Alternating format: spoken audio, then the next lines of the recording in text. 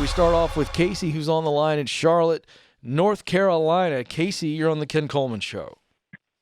Hello, how are you? I am living the dream, Casey. How are you? I'm great. How can I help?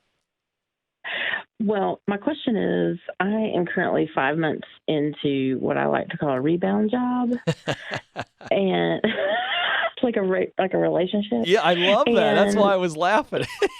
isn't that great? You're on the rebound, but at least you're working. I think that's pretty cool. So go ahead, tell me what's going on. am, I'm yeah. sorry, that was really funny to me. I think that's really great. Go ahead. Okay. Oh, great. Thanks.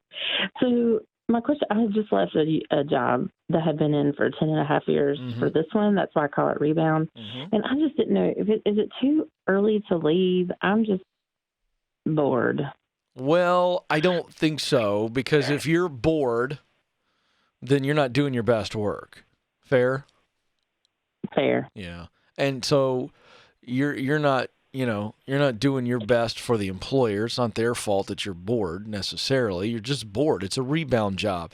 You left something, we were laughing about this, but like the rebound relationship, I don't know if there's a high percentage of success with those. Is there?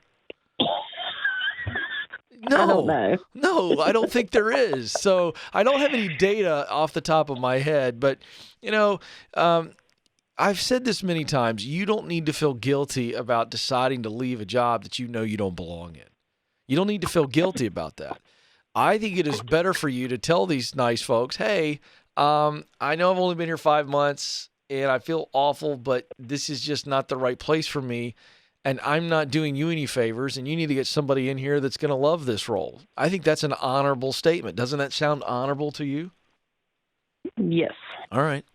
So the question is, do you have the financial wherewithal, the independence, the ability to step out of this thing without something else waiting on you? Or do you need to stay here for a little bit until you have something to walk right into that's not the rebound of the rebound? No, right. So the question is, do you have that ability, or do you need to get another job first? I would need to get another job first. All right, so what is it that you want to do? Or I assume you know what it is? You just called to ask if it's too early to leave. But I don't really know. I have, like ideas, but then as far as implementing those, because I think I just want to leave this field. Right. Well, what do you want to do? I think you know. Just say it, because I think you're worried about how you get there. I really am. I think I'd like to either do some kind of blog or stand up or something. You want to stand up. Now, who pays you to stand up? Like stand-up comedy. Oh, well, that's why. So you got a great laugh, by the way.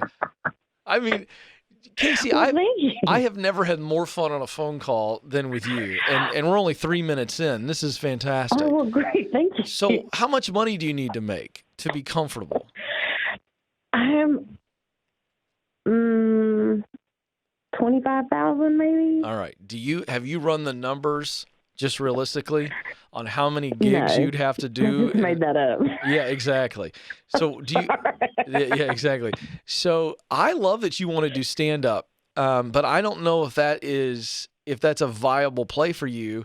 You got to do some more homework and figure out how many gigs you'd have to do in a given month and then over the course of a year to be able to make that kind of money. However, I do like the idea of you testing the waters by doing some stand-up at some local comedy clubs in Charlotte, North Carolina. Have you done that before?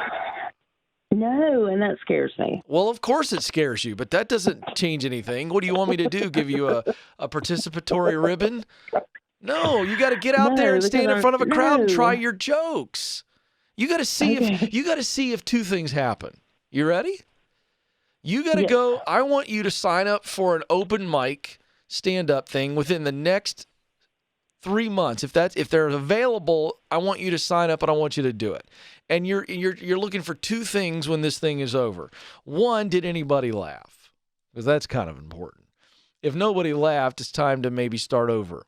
But if they laughed, we go, okay, you're funny. You've got some potential here. That's all we're looking for. You don't need to slay them. You just need to make some people laugh and not bomb. That's the first thing.